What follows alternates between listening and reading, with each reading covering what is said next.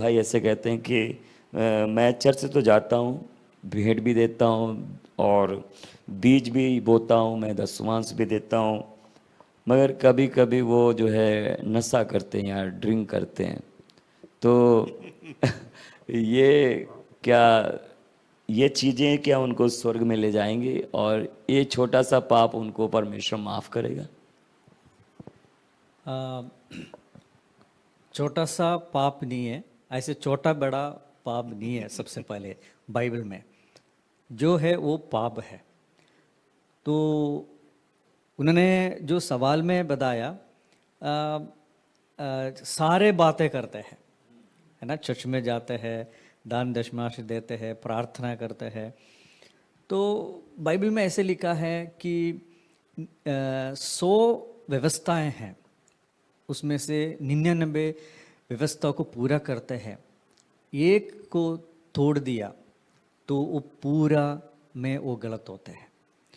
तो जैसे अभी बताया, कभी कभी पीते हैं, है ना।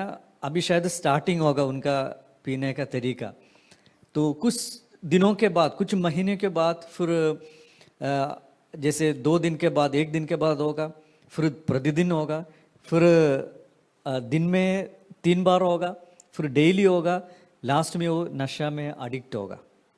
तो ऐसे करने में वो खुद अपने आप को नरक में भेज रहे हैं। इसलिए परमेश्वर अपन लोगों को पवित्र बनाए रखना चाहता है। तो छोटे बड़े पाप नहीं है, आप उसमें से बाहर आना। ऐसे छोटे बड़े मतलब ऐसे गलतियां करते हैं, चुपचाप करते हैं, परमेश्वर देखते हैं। ये सही बात है ना पास्टर? एक्चुअली हम बाइबल का कुछ बात और देखने के समय लूत का तीनों बेटियों अपने बाप को दाख मधु पिलाकर गलत काम किया। जहां पर दाखु मधु जो दारू पीने वाला आदत है, नीति वचन में लिखा है बुरे काम होने का कारण है ये दाख मधु दारू है, ठीक है। लेकिन अब एक बात उस व्यक्ति का जरूर आप बताना है, अगर आप हमारा ये प्रोग्राम देखने वाला है तो आप ये बात जरूर ध्यान रखना है। देखो, आपका पैसा का तो पाप करने वाला पापी का पैसा का परमेश्वर की जरूरत नहीं है, क्योंकि आप पैसा देने से, आप दशमांश देने से हो सकता है आपका बिजनेस बढ़ेगा, आपका संपत्ति बढ़ेगा, लेकिन आप दारू पीने के कारण आप स्वर्ग नहीं जाएगा। गलातियों का पत्र 5वां अध्याय में लिखा है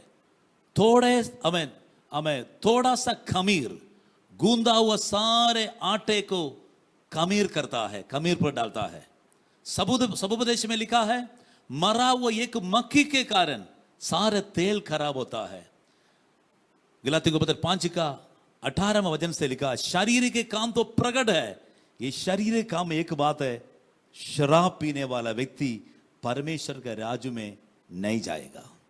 इसलिए पवित्र परमेश्वर पवित्रता के लिए हमको बुलाए तो दारू को परमेश्वर नफरत करता है। खासतौर से दारू पीने के कारण हमारा शरीर अशुद्ध होता है। अगर डेली पीने वाला हो, बीच बीच माड़ा माड़ा पीने वाला हो, तुम शराबी है, तुम पापी है, स्वर्ग कभी नहीं जाएगा। ये बात मन में रखना है। सही बात है, बाइबल में भी लिखा है कि शराब पीने वाले, झूठ बोलने वाले, चुगली करने वाले, मूर्ति पूजा करने वाले, पूरी एक लिस्ट बनी पड़ी है और वे लोग परमेश्वर के राज में ना होंगे।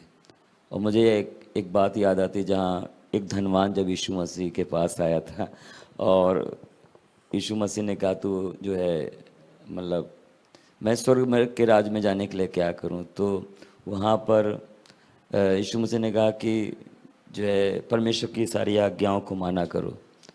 तो वो कहता मैं सब कुछ तो मानता हूँ। तो उसने कहा कि अपना धन कंगालों को बांट दो, मगर उसने उस बात को छोड़ा नहीं। अगर आप शराब ना छोड़ोगे और सच में चर्च में जा रहे, सब कुछ कर रहे, मगर वहाँ पर आपकी कमी है जिसके कारण आप स्वर्ग में प्रवेश नहीं कर पाओगे। चाहे आपने बपतिस्मा लिया हो, मगर एक आज्ञाओं को अगर आप नहीं मानते तो वहाँ पर आप पीछे रह जाओगे।